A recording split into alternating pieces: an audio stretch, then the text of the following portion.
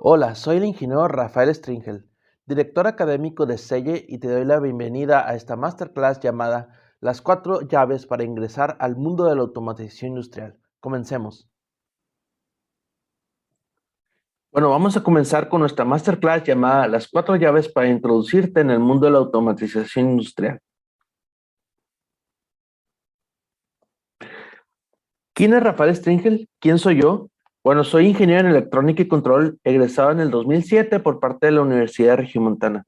Tengo más de 12 años de experiencia trabajando para compañías como Rockwell Automation, Siemens, Schneider Electric, entre otras empresas líderes del ramo de la automatización industrial.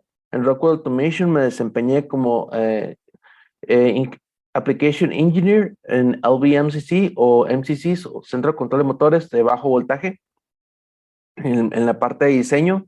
En Siemens fui Offer Engineer o ingeniero de ofertas técnico-comerciales, hacía todas las ofertas técnico-comerciales de todo México y de Centroamérica. Y en Schneider Electric fui ingeniero senior, ingeniero en aplicaciones senior en el diseño de IMCCs o MCCs inteligentes en bajo voltaje. También soy capacitador personal y mentor. ¿Qué es Selle? Bueno, este es mi último proyecto personal. El Centro Educativo de Ingeniería Especializada es una institución educativa en línea que se especializa en diseñar cursos de especialización en ingeniería, en automatización industrial.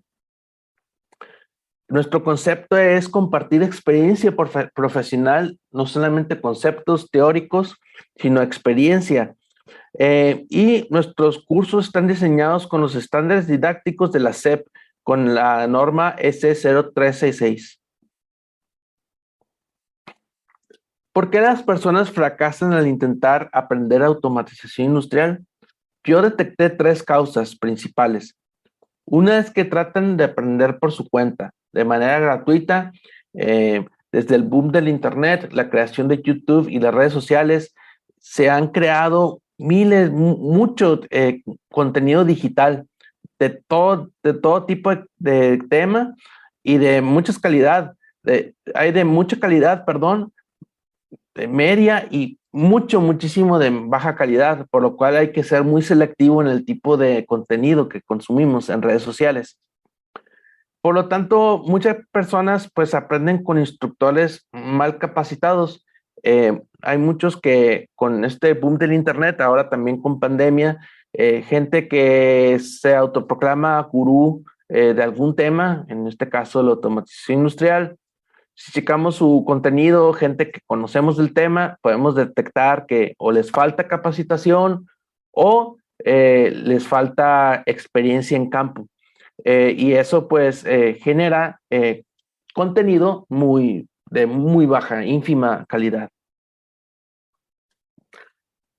Yo en mi experiencia tengo 12 años de experiencia, de esos 12, 10 me la he pasado mentoreando ingenieros de nuevo ingreso. He detectado 4 llaves del éxito para poder ingresar al mundo de la automatización industrial. 4 conocimientos que todo ingeniero de automatización los debe tener fuertes. El primero es la lógica booleana. Todo lo que es la lógica booleana, el álgebra booleana, el ingeniero en automatización lo debe de dominar. El uso de temporizadores y contadores. La mayoría, me puedo atrever a decir que un 90-95% de los cursos que se encuentran actualmente online, en redes sociales, incluso me ha tocado que hasta presenciales, cualquier curso que llegue a curso básico de PLC, básico de automatización, solamente van a ver esos 2 conocimientos. Lógica booleana, contadores y temporizadores. Se acabó. Pero se quedan cortos en otros tipos de conocimientos, que es el procesamiento de señales analógicas y los controles on-off y control PID, que es el control de procesos básicos. Mucha gente pues me puede preguntar, oye, ¿y dónde quedan los protocolos de comunicación? Bueno, podrás saber protocolos de comunicación, pero si no tienes fuerte la parte del procesamiento de señales analógicas, te vas a quedar corto.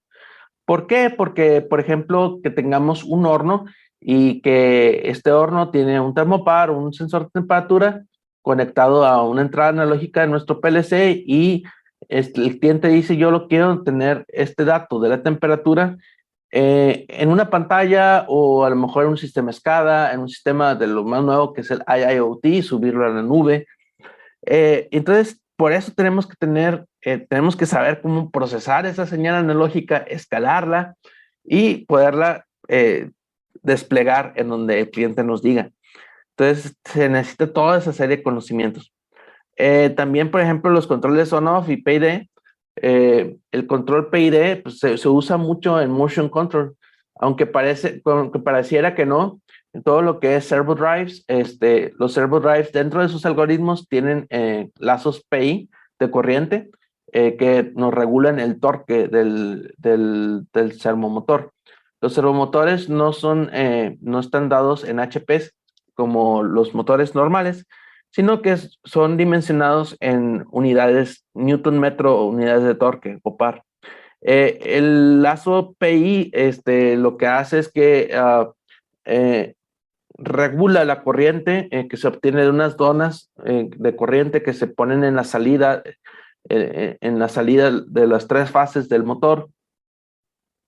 Regula la corriente que demanda el motor para poder vencer en los momentos de inercia, el momento de velocidad cero del mecanismo al que está acoplado el servomotor.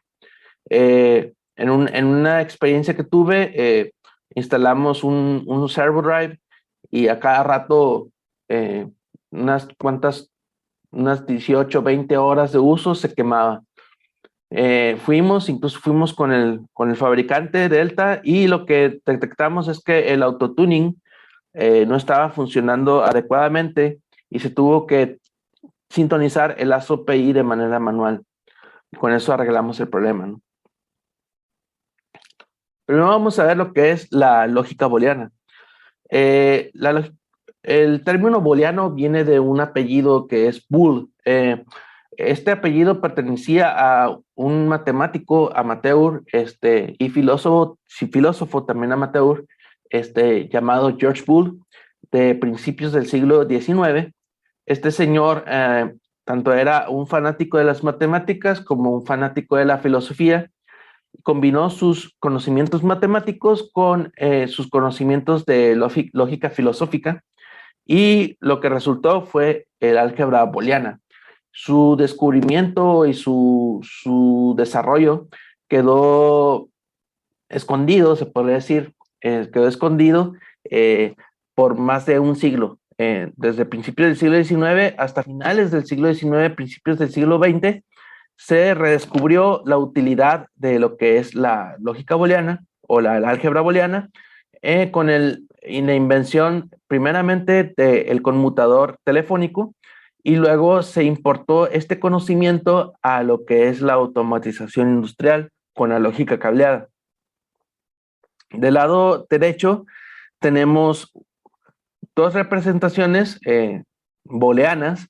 Uno es en bloques, en lenguaje de bloques, que en la norma JEC 61131-3, que es una norma para los fabricantes de PLCs, es una norma de lenguajes de programación. Este es un lenguaje de programación FBD o en bloques.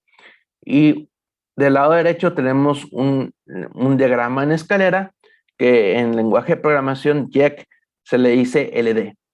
Entonces, tanto esta expresión como esta expresión es la misma, solamente que en lenguajes diferentes.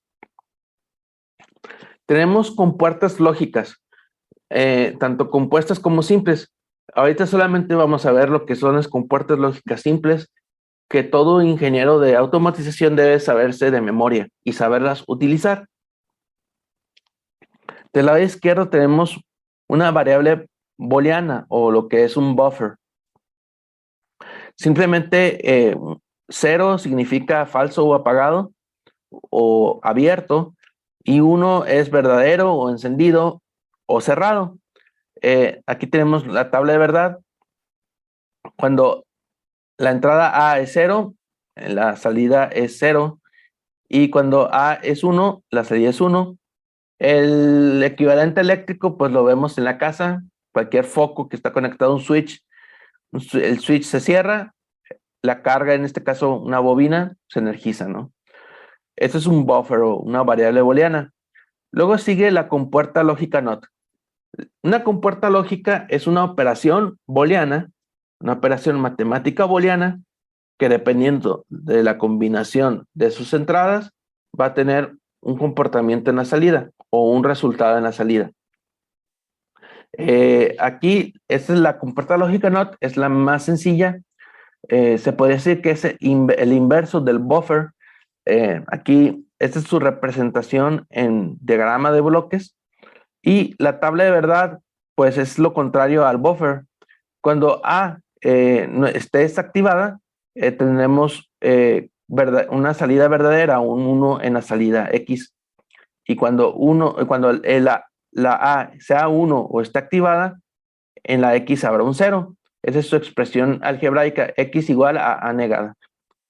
En lógica de relevadores sería un contacto normalmente cerrado que mientras no esté activado el contacto, tendremos una energización en la bobina X.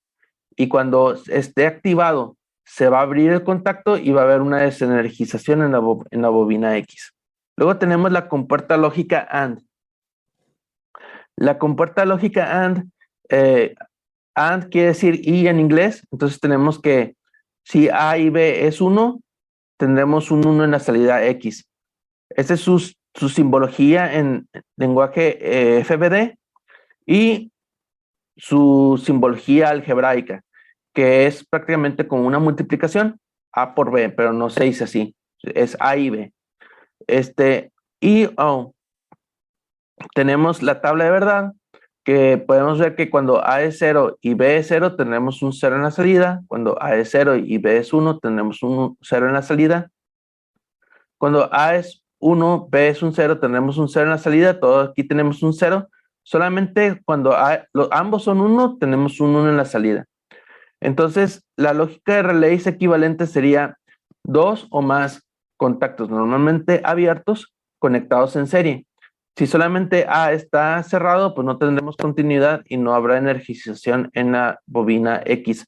Si solamente tenemos B cerrado, pero A está abierto, no tendremos continuidad y no va a haber una energización en la bobina X. Y si ambos están cerrados, tendremos una energización en la bobina X. Luego tenemos la compuerta lógica OR. OR en inglés quiere decir o. Cuando A o B sean 1, tendremos un 1 en la salida. Esta es su representación en FBD o en bloques, y su expresión algebraica es como una suma. Les había dicho que es como una multiplicación, la expresión algebraica de la compuerta AND, si me puedo regresar un poquito. Porque sí, aquí se puede decir que 0 por 0 es 0, 0 por 1 0, 1 por 0 0 y 1 por 1 1. En la expresión algebraica en OR es una suma, pero no se comporta igual. ¿Por qué? Porque estamos usando el sistema numérico binario, no el sistema numérico decimal, que es el que nosotros usamos para nuestra vida diaria.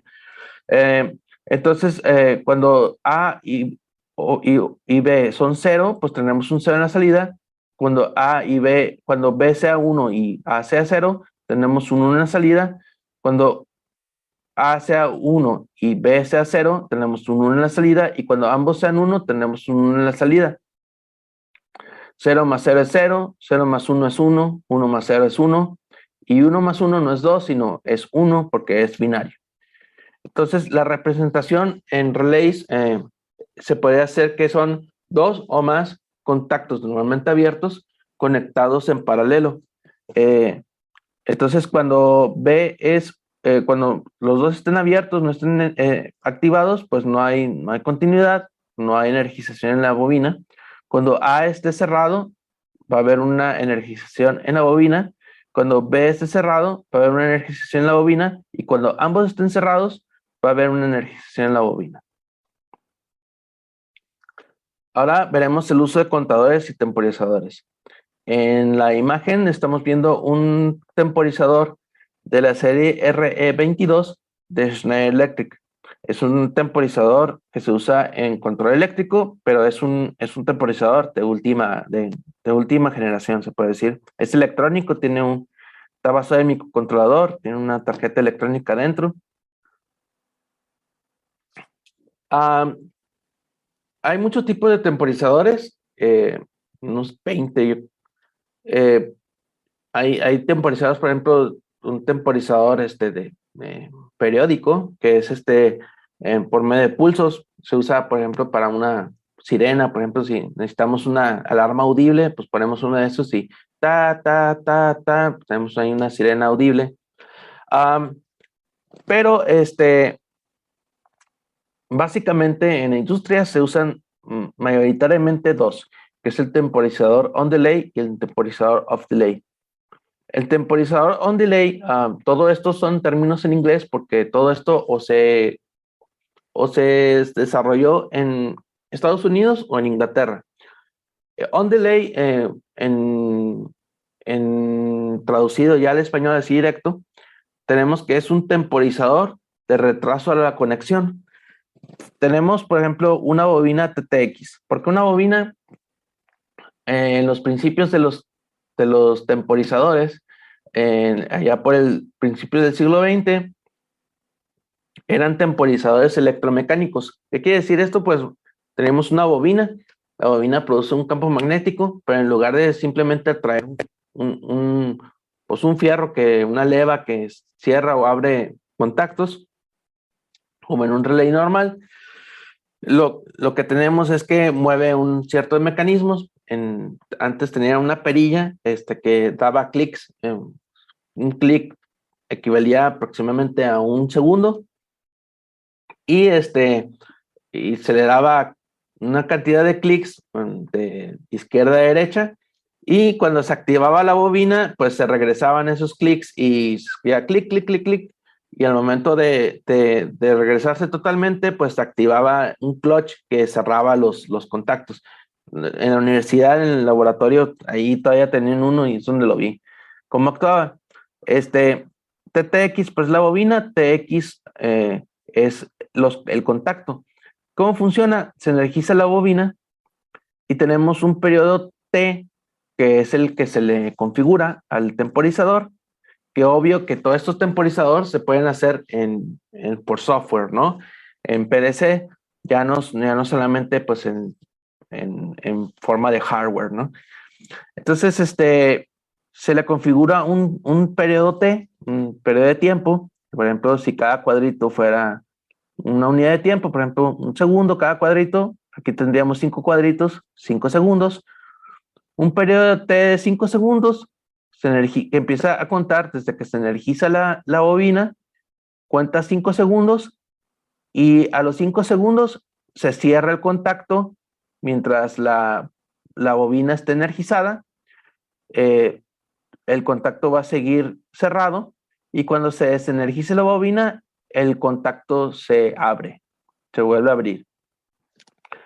Una aplicación, aquí tenemos a la derecha una aplicación de lo que es un arranque por resistencias en el estator. Lo que se hace es que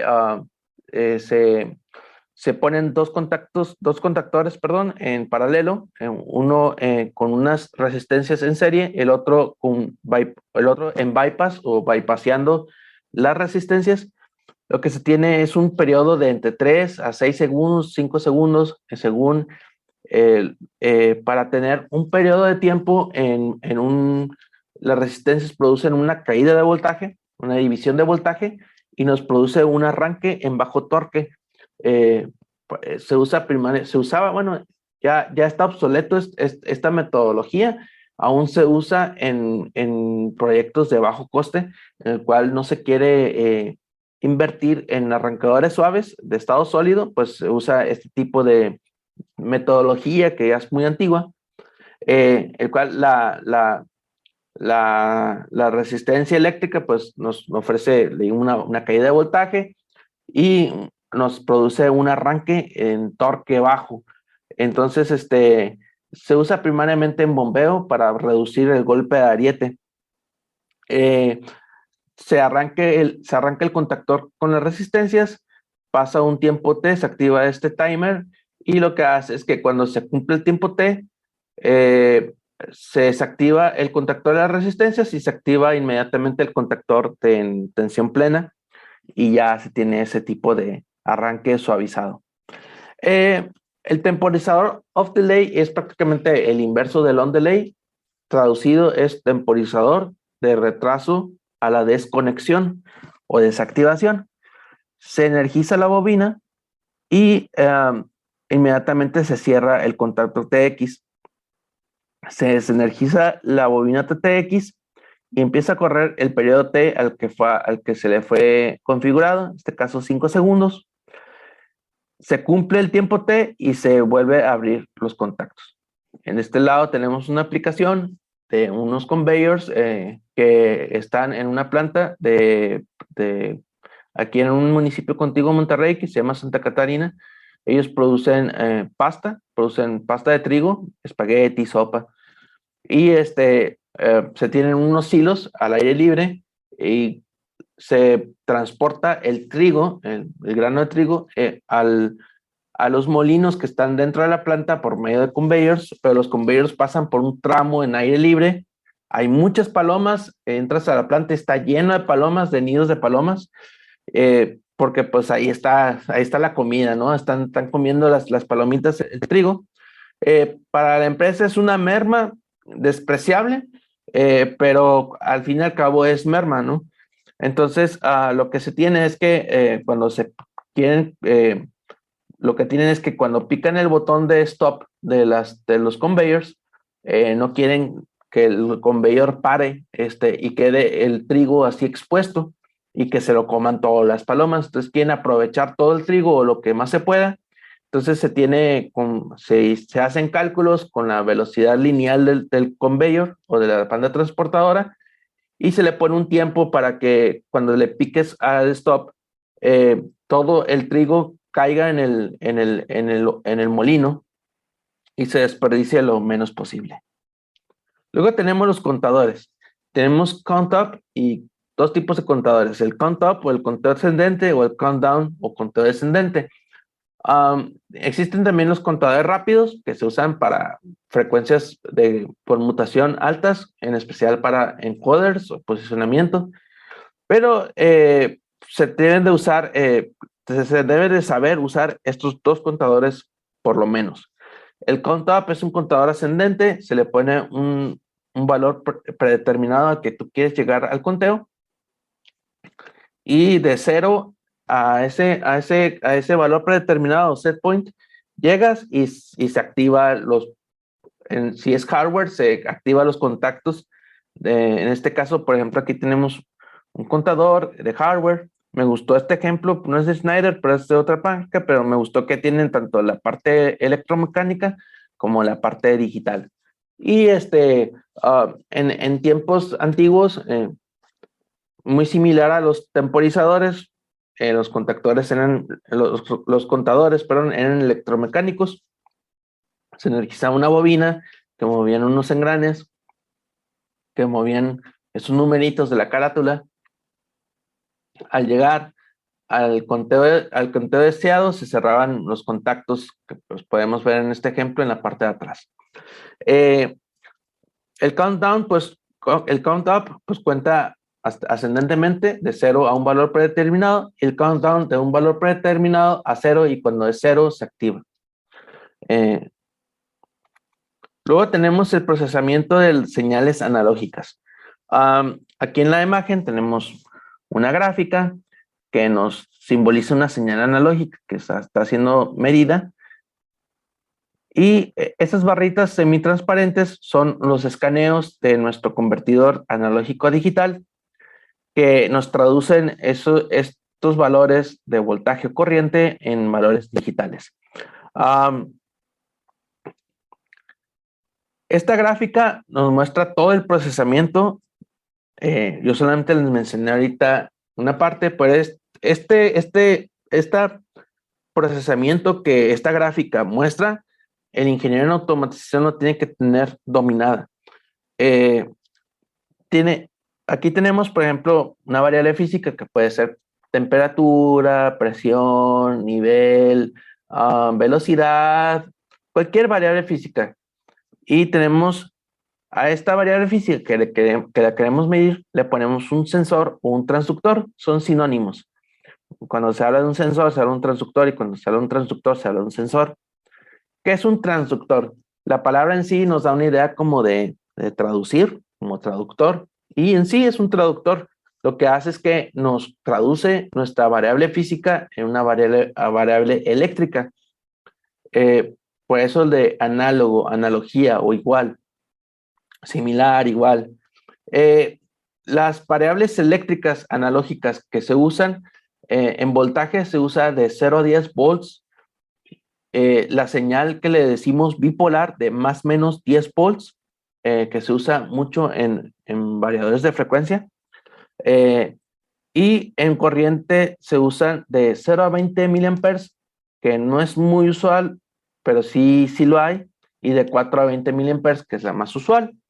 Este, ¿Por qué en voltaje y corriente? Bueno, pues el voltaje se usa para señales analógicas que prácticamente se usan dentro del gabinete, no en distancias largas, porque un cable, aunque sea Belden blindado, entre más largo sea, nos produce una caída de voltaje, se convierte en una resistencia paralelo, que a lo mejor va a caer el voltaje en milivolts, pero sí nos resta lectura. En corriente no pasa eso, y pues puede ser distancias muy largas. Entonces, el, ya dentro de lo que es el PLC o dentro de lo que es el controlador programable, lo que tenemos son circuiterías, ciertos circuitos, componentes, que lo que hace es que nos procesan esta señal. El primero es un ADC o Analog to Digital Converter, o convertidor de analógico a digital, que lo que nos hace es que nos convierte, si nos regresamos a la gráfica, eh, aquí por ejemplo puede ser una temperatura que está siendo leída, y lo que hace periódicamente va haciendo escaneos que son demasiado rápidos, que nos convierten estos, ya sean miliamperes o volts, según lo que sea que estemos leyendo eléctricamente, en cuentas booleanas. ¿Por qué? Porque nuestro sistema digital, en nuestro caso un PLC, pues no entiende de miliamperes, no entiende de volts. Ellos entienden variables booleanas, variables digitalizadas, perdón. Entonces, es por eso que necesita traducirse.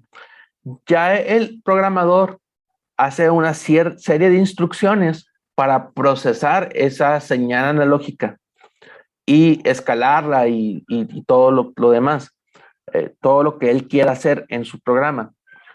En el caso de que no solamente sea como un adquisidor de datos, que solamente, por ejemplo, que es una temperatura que quiero registrar y se acabó, no quiero controlar nada, pero en el caso que sí sea un elemento de control, decíamos controlar un proceso, entonces tenemos un DAC o un Digital to Analog Converter, o un convertidor de digital analógico, que estas cuentas booleanas las convierte en una salida analógica, que una señal analógica puede ser de 0 a 10 volts, más o menos 10 volts, 4 a 20 miliamperes, 0 a 20 miliamperes, que se lo manda a un actuador, que puede ser una servoválvula o un disparador de 0 a 90 grados, para variar la intensidad de una resistencia calefactora, por ejemplo, en un horno, que este actuador pues nos ayuda para controlar la variable física, por ejemplo, la temperatura, ¿no? Aquí tenemos unos cálculos matemáticos, usa lo que es la pendiente de la recta para escalar.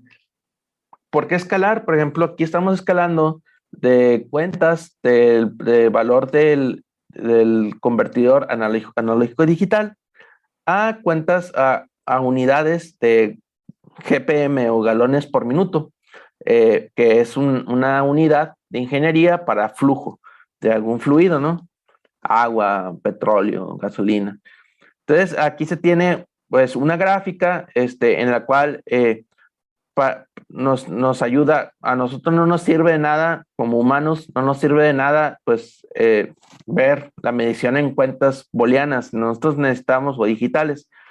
Nosotros necesitamos saber pues, qué flujo tenemos, ¿no? Si tenemos 525 galones por minuto, ¿qué tenemos? Aquí tenemos una medición de 0 a 700 GPM, ¿no? Entonces, en este caso, nuestro máximo de cuentas es 16.384, que son cuentas de 16 bits. Es la resolución de nuestro convertidor analógico digital. Por último, tenemos los controles on-off y control PID, que pues si no sabemos procesar señales analógicas, no podemos aprender esto.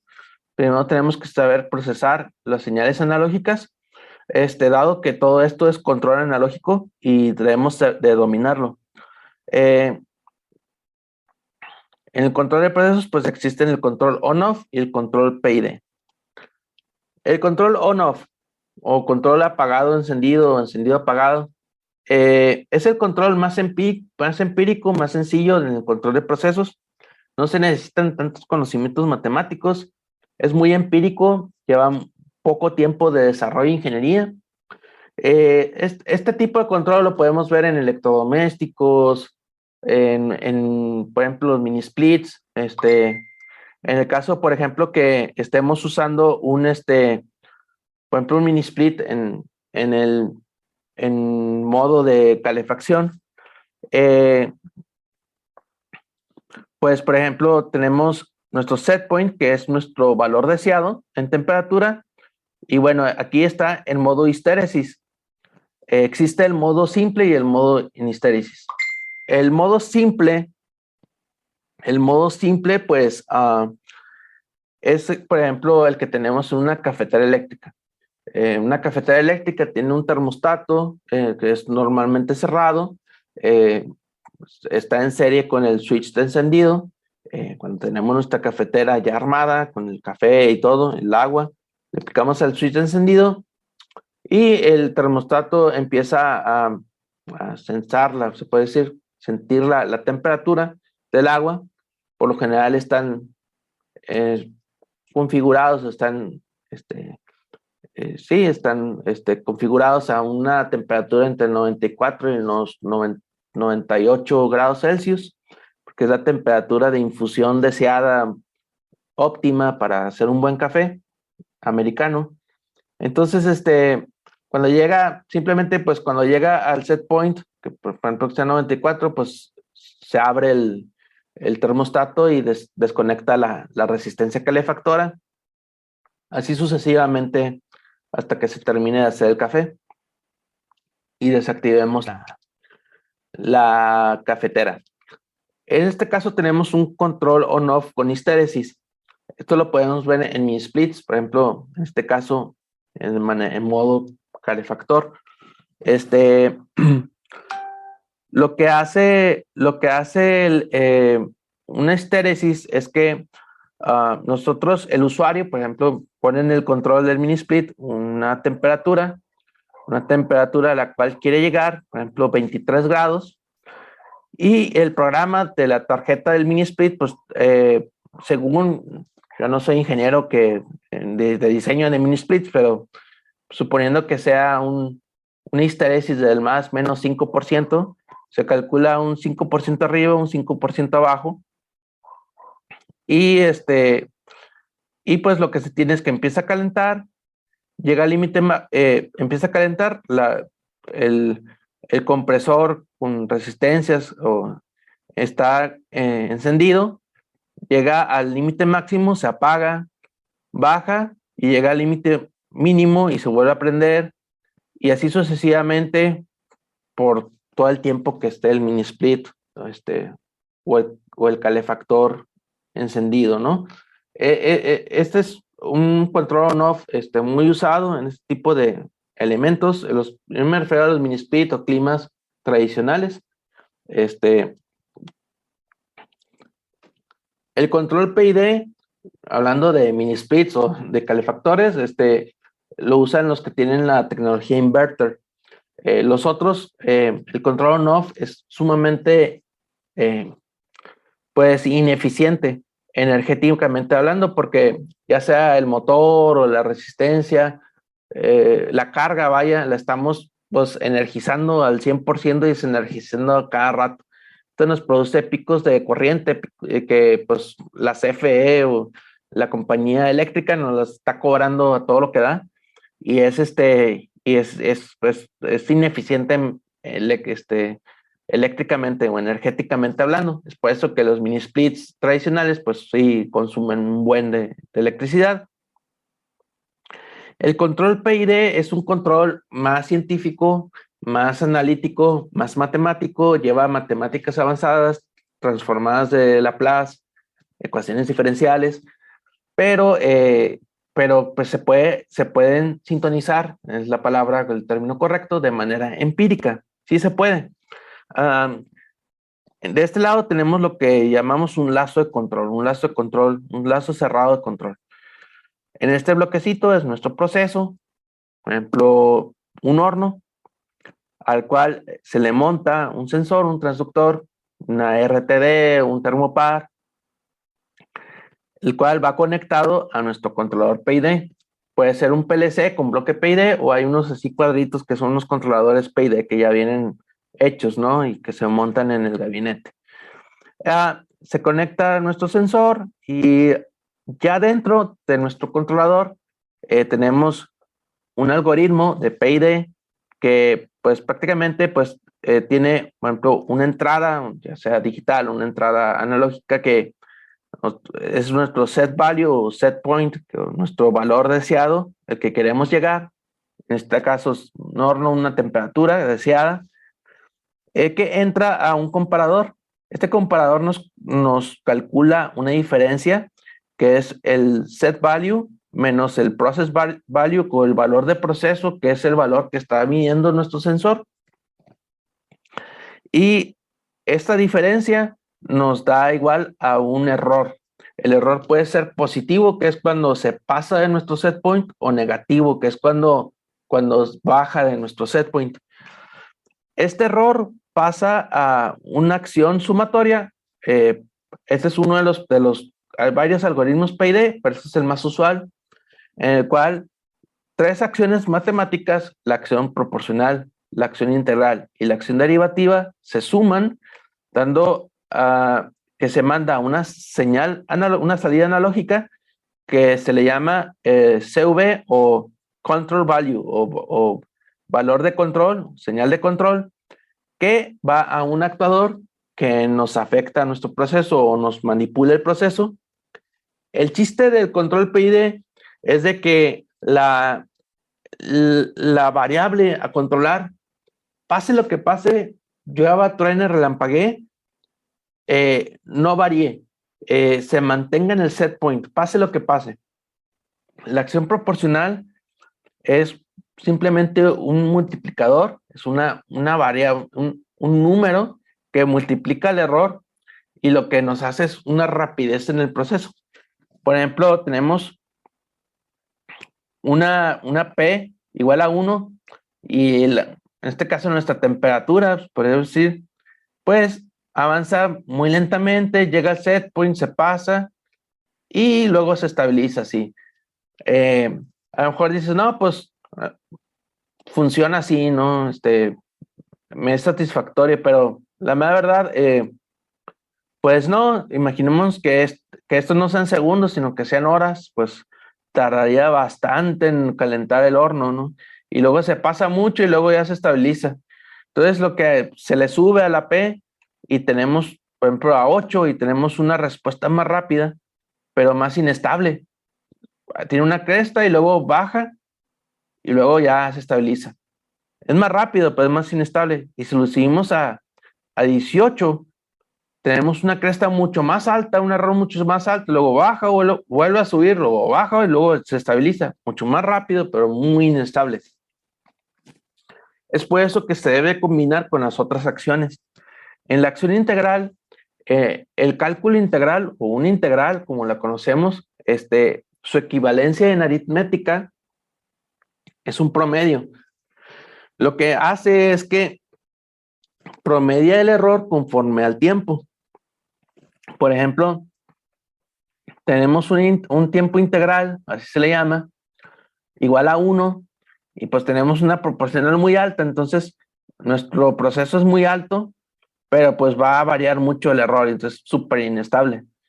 Y luego le aumentamos a 5 y lo que vamos a sacrificar es un poco de velocidad, pero como va promediando el error, pues solamente hay una cresta alta de error positivo, una cresta un poco baja de error negativo, un poquito de error positivo y ya luego se estabiliza. En el caso de que lo subamos al doble o sea, al 10, pues vamos a sacrificar velocidad, pero se va a estar mucho más estable, ¿no? Solamente un poquito de error positivo y luego ya se estabiliza. Hay algunos, por ejemplo, los servo drives, pues solamente tienen PI dentro de ellos para el lazo de corriente que les decía. Pero también está la acción derivativa. La acción derivativa, una derivada es una razón de cambio en aritmética, es una división en la cual pues es también una velocidad. Si nosotros le subimos a la acción derivativa, lo que va a hacer es que se va a agilizar el proceso.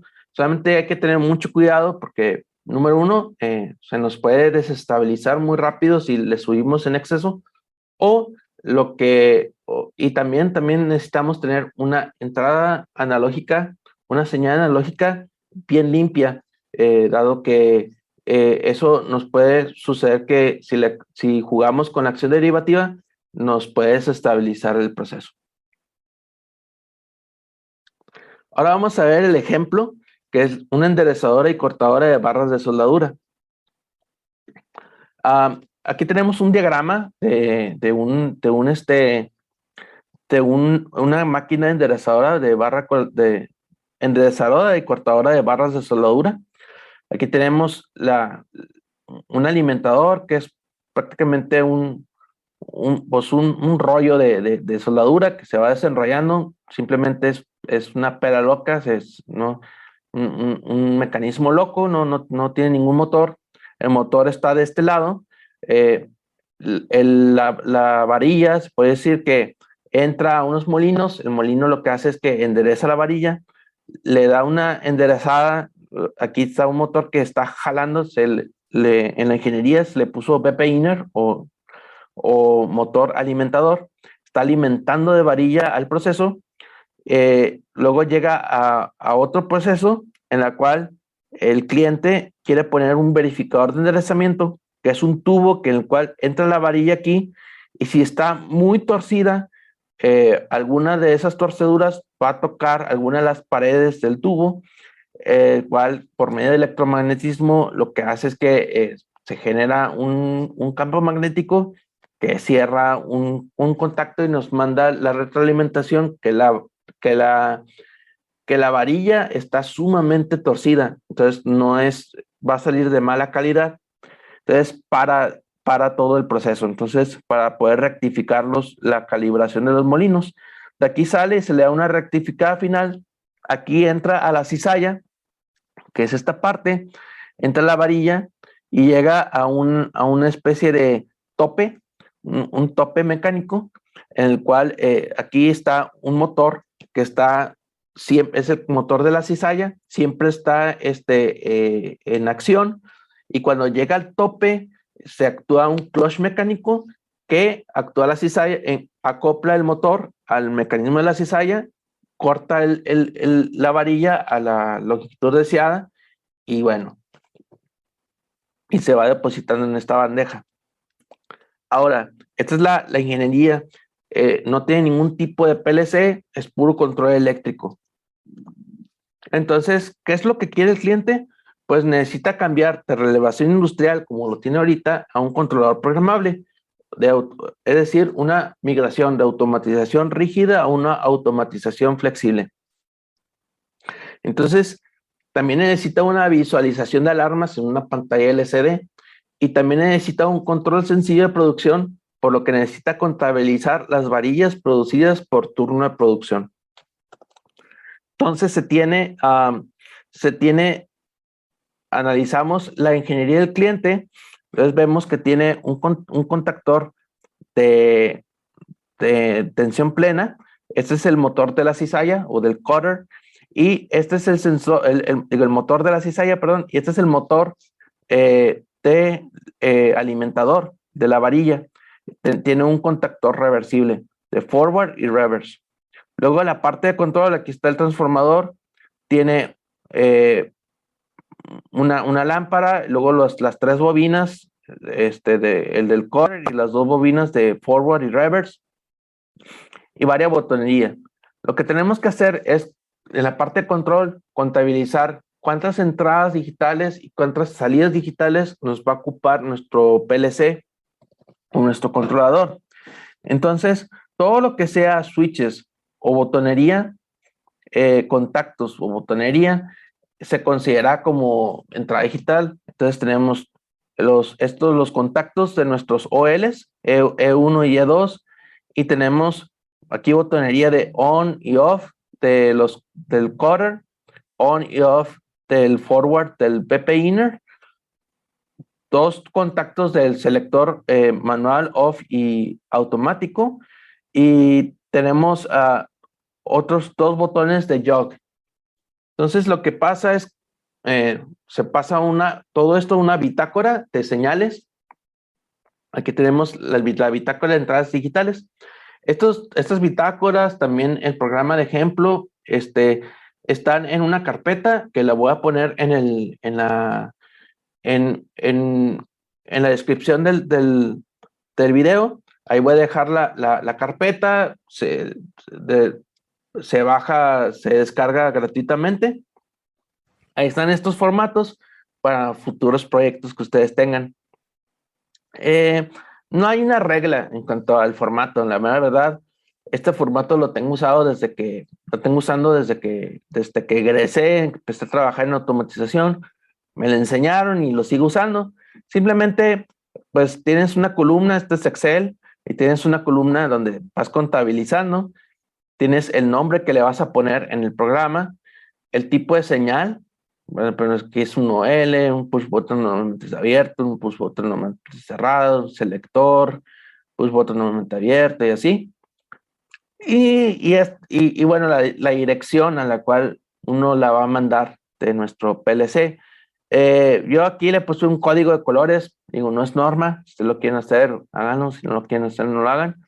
Así en azulito es las señales originales de la ingeniería del cliente, y en rojo son las que yo voy a agregar, que es el verificador de enderezamiento y el sensor de la barra, que se pone, o sea, vamos a poner un sensor en la salida de la cizalla para contabilizar las barras que han sido cortadas. En el caso de las salidas digitales, no tenemos código colores porque vamos a quedarnos con lo que tenemos, que es un pilot light que se prende cuando la máquina está ok, que está bien, y las bobinas del coder y del PP inner.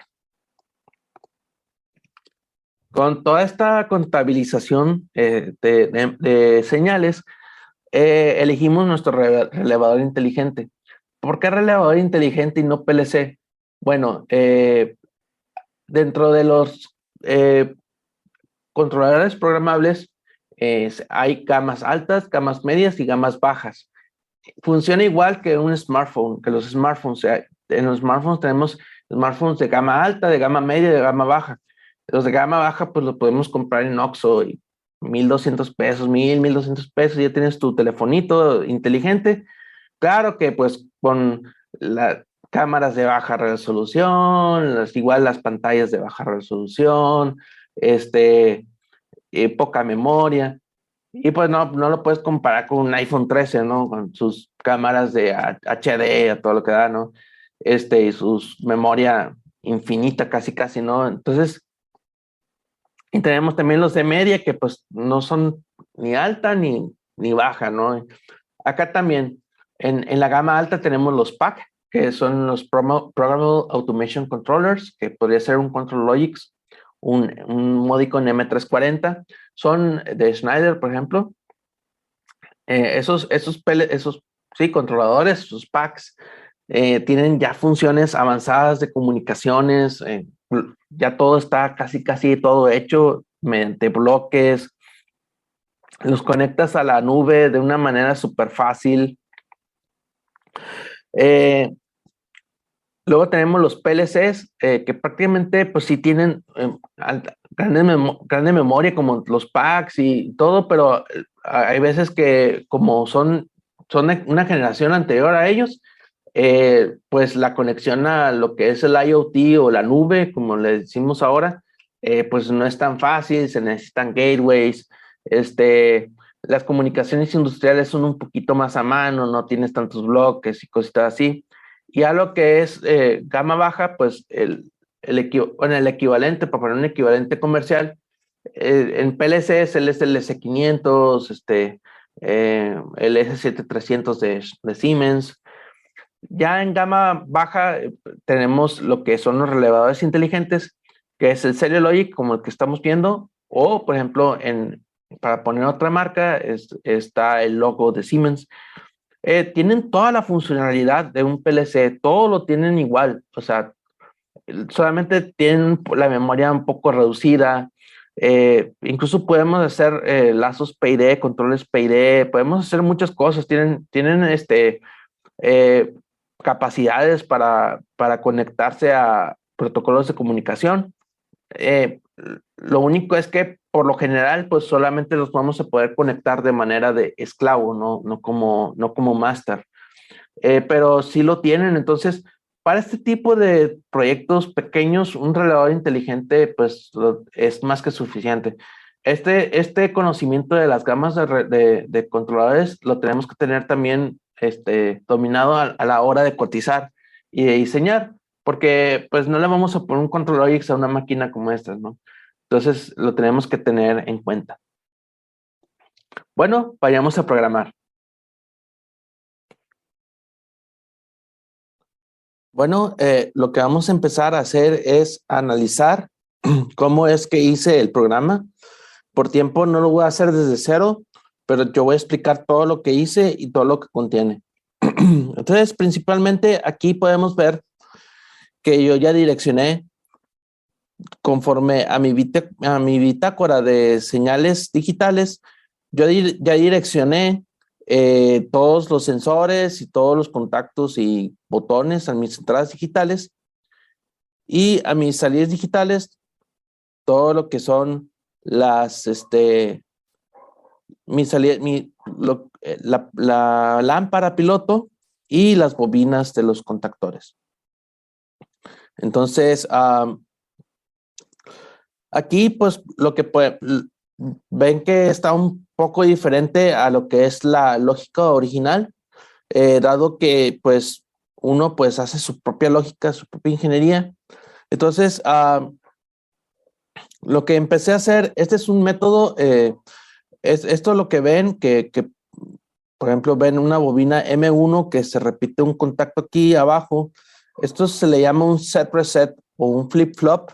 Esto es que si se activa este bit o este contacto, se le manda un pulso, se energiza la bobina, pero cuando se desactiva la bobina esta queda energizada hasta que se presiona este contacto, se abre este contacto, entonces es cuando se desenergiza. Se le llama también enclavamiento. Y este es un método, se usa mucho para arranques de motores y eso, pero yo lo estoy usando para una aplicación que yo aprendí en un entrenamiento en Nagoya, Japón, en un entrenamiento para ingenieros de mantenimiento en automatización, el cual me enseñaron a hacerla así para poder tener mensajes de alarma fidedignos. Si se activa, por ejemplo, este es el botón OLE1, perdón, ese es el contacto del OLE1, perdón, y cuando se cierra y que sí, una falla de sobrecorriente, se va a energizar la bobina, y se va a cerrar su contacto, se va a energizar la memoria M1, la bobina de la memoria M1, se va a cerrar su contacto, y pues aunque yo le pique reset, pues no se va a desactivar nunca, porque está la falla presente. Hasta que se desactive la falla, entonces yo ya puedo resetear y desaparecer la memoria. Entonces esto se repite también para el OL2 y también para el enderezador, el sensor de enderezamiento. Aquí está el verificador de enderezamiento y con la misma lógica. Luego, estas memorias M1, M2 y M4 se pasan a lo que son los despliegues en las pantallas. Estos comandos TX1 son comandos de pantalla. Si le damos doble clic, aparece esta pantalla, esta pantalla que nos aparece una parte para poder escribir los mensajes que queramos en nuestra pantalla LCD. Y bueno, nosotros hacemos la lógica como queremos que aparezcan. En este caso, cuando se active, por ejemplo, en este caso la memoria M1, se aparece la pantalla y con el botón de reset se desaparece. RX1 es reset de la pantalla. Igual, con la alarma OL2 y con el enderezador. Luego lo que tenemos aquí es, nosotros en automatización le decimos un tren de seguridad. Esto quiere decir que tenemos aquí el pilot light que nos dice que la máquina está bien, está ok, y mientras no haya falla del OL1 y no haya falla del OL2 y que no haya falla en el enderezador, entonces el foco del pilot light del main on está encendido y y aquí tenemos una memoria que M3 que es el main control relay, que es un relay que si se desactiva nos va a tumbar toda la lógica ahora sí de control que empieza aquí. Aquí tenemos el main control relay y luego tenemos un set reset, un circuito set reset con el cutter on y cutter off. ¿Por qué me dirías, no, pues tendría que ser normalmente cerrado? Lo pongo normalmente abierto porque los botones de paro por lo general vienen normalmente cerrados físicamente. Por norma se usan normalmente cerrados. Entonces, en software se debe de negar la lógica.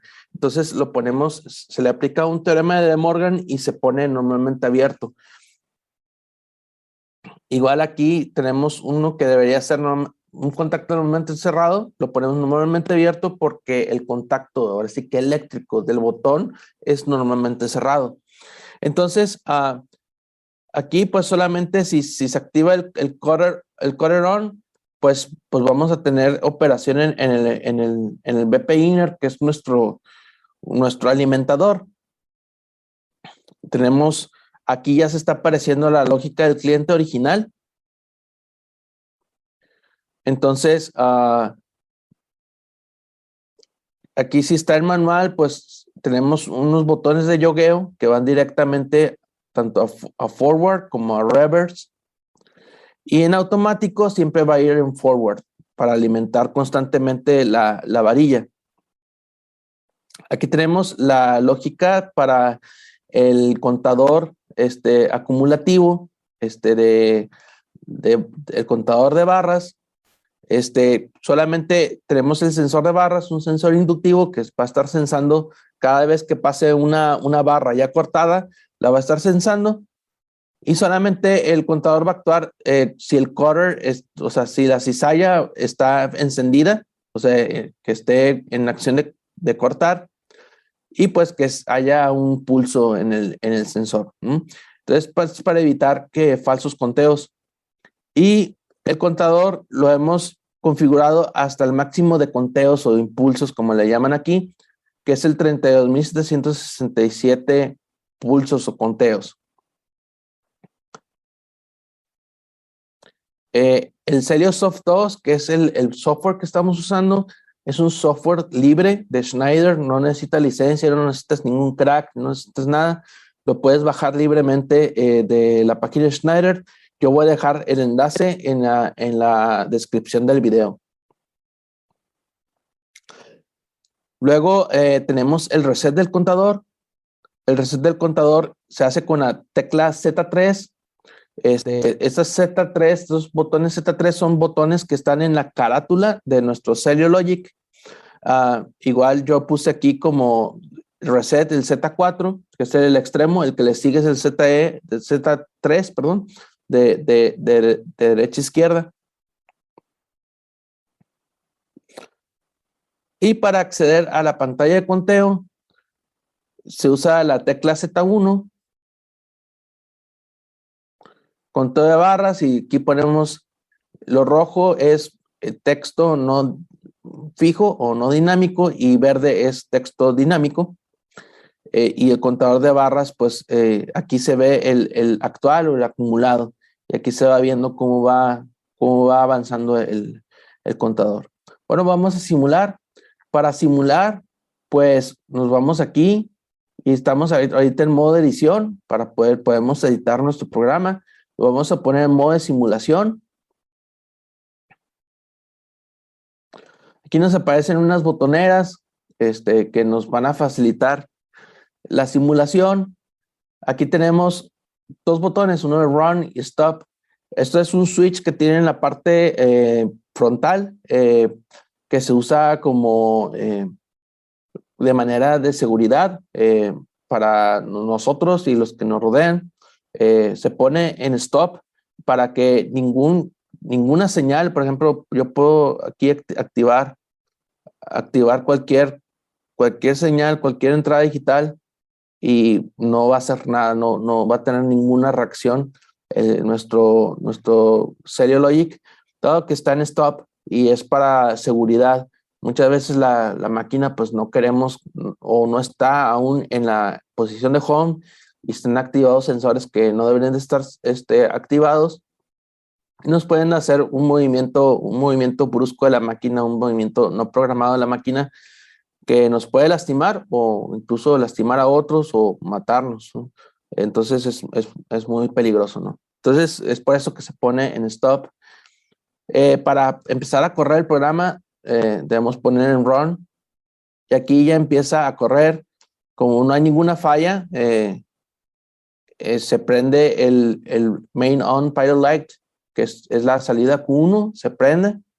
Está todo bien. Vamos a ahorita simular fallas para ver que aparezcan en la pantalla. Para ver la pantalla nos vamos aquí a ventana, panel frontal, y aquí tenemos la carátula principal. Entonces, por ejemplo, vamos a activar la I1 y nos aparece la alarma de sobrecarga, el motor L1. Le damos reset con el Z4 y vemos que se regresa a la pantalla. Se regresa a la pantalla, ¿por qué? Pues porque no ha desaparecido la falla. Entonces no podemos correr la máquina. Ahí se pone que paró la máquina, ¿no? Entonces, aquí al ingeniero de mantenimiento le sirve un chorro, porque ya no tiene que ir y checar qué es lo que no hay continuidad ni nada, sino que ya simplemente le dice, tienes un motor en sobrecarga y es el motor E1. Entonces, ya sabe a qué relevadores de sobrecarga irle a aplicar el reset, ¿no? Y luego, por ejemplo, quitamos la falla. Aquí ya le aplicaron el reset al relevador de sobrecarga, y presionamos nuestro botón que dimos de reset y se devuelve. Podemos hacerlo con las otras señales, I2 e IB.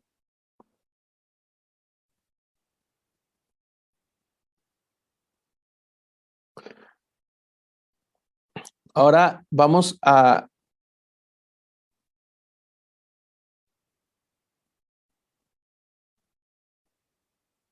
voy a parar un poco el PLC, lo voy a regresar a modo edición. Ahora que vamos a checar, ya vemos que las alarmas sí funcionan. Vamos a checar lógica de funcionamiento. Vamos a ponerlo otra vez en modo edición. Lo ponemos en run. Y aquí podemos tanto usar la botonera o forzarlo aquí directamente. Estos deben estar cerrados, el cutter on y el BP inner off, el cutter off y el BP inner off. Deben estar cerrados porque eléctricamente son contactos normalmente cerrados. Prendemos inmediatamente el cutter con un pulso y ya tenemos el cutter activado. Siempre se empieza simulando probando la secuencia manual. Vamos a ponernos en manual y vemos que los jogs actúan directamente forward, reverse. Si nosotros desactivamos el cutter, simplemente pues ya no vamos a poder activar el BP inner por ningún lado, porque pues no, ya se desactivó. Vamos otra vez a activarlo. Nos pasamos a manual, a automático, perdón, y ya podemos empezar el BP inner totalmente en automático, en forward. No hay reverse aquí. Ya está alimentando la varilla. Y ahora lo que vamos a hacer es probar el contador. Nos regresamos a ventana. Entonces, para irnos a la ventana, necesitamos irnos a la Z1, presionamos Z1, y ya tenemos aquí nuestra pantallita de conteo de barras, y el sensor de barras lo vamos a activar con la IC, y vemos cómo va avanzando el conteo de las barras ya cortadas.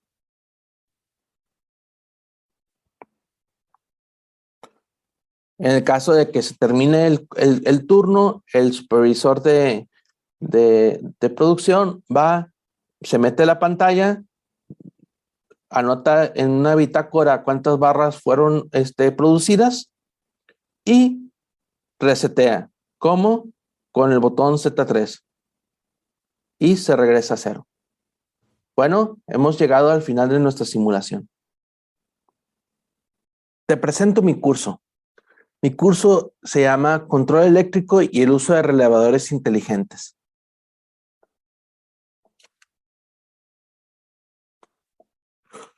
¿Qué contiene mi curso? Contiene todas las bases teóricas que acabamos de ver. Contiene las 4 llaves para ingresar al mundo de la automatización industrial. Los integré en este curso. Son 10 horas efectivas de clases divididas en 5 módulos más 2 tutoriales.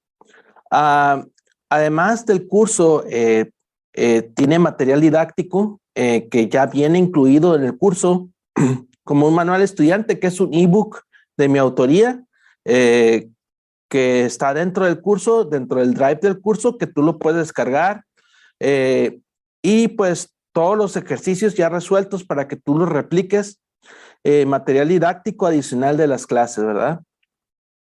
Y todos son ejemplos reales de nivel principiante hasta media dificultad, media alta dificultad, que me he topado en mi experiencia laboral. El curso es 100% remoto, está en la plataforma Hotmart. Es una plataforma muy amigable para cursos online. No, es sin limitaciones de tiempo, lugar. Las clases pues son pregrabadas. Tú puedes, están disponibles, no hay un límite de tiempo, no hay de que no te voy a vender el curso por 3 meses y luego te quito el acceso. Es tu curso, tienes el curso de por vida, el acceso es de por vida, los 7 días de la semana, las 24 horas del día, tú puedes usarlo, meterte, estudiar. Tiene una garantía de 7 días. Si en 7 días a ti no te agradó el contenido, tú lo puedes, tienes un botón a tu acceso ahí en la plataforma Hotmart y tú le picas y inmediatamente se te devuelve tu dinero. Ese dinero ni siquiera ha caído en mi cuenta. Esa cuenta, ese dinero es un depósito de garantía en Hotmart. Y un certificado del curso al finalizar, un diploma de completación. ¿Qué es lo que verás? Bueno, el módulo 1, el trasfondo histórico del control eléctrico. Se debe saber el trasfondo histórico de cualquier tema.